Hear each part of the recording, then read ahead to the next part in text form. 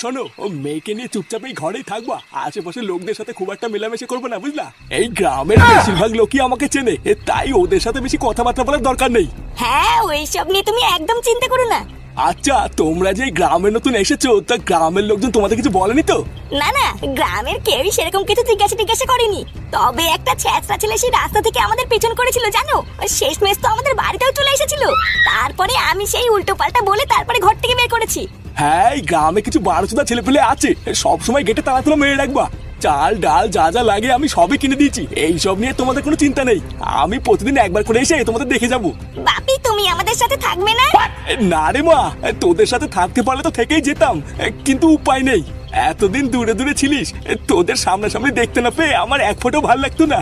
ওই জন্যই তো তোদেরকে শহর থেকে এনে এই গ্রামে আমার চোখের সামনে রাখছি। তবে হ্যাঁ, তুই চিন্তা করিস না রে মা, একদিন দেখবি সব ঠিক হয়ে যাবে। তাহলে আমি এখন যাই, বুঝলা গিন্নি? তোমরা কিন্তু সাবধানে থেকো। হ্যাঁ গো, তুমি আমাদের নিয়ে চিন্তা করো না, নিজের খেয়াল রেখো।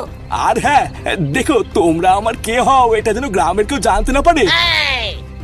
এই গার মেরেছে, এটা তো লেটেস্ট নিউজ। সব মিলিয়ে আমি যা বুঝলাম, এই মহিলাটার ভাতার হচ্ছে ফুটোর বাবা। এই মাঝরাতে মাল পটাতে এসে আমি কি খবর পেয়ে গেলাম। এই ব্যাপারটা তো ফুটোকে জানাতে হচ্ছে।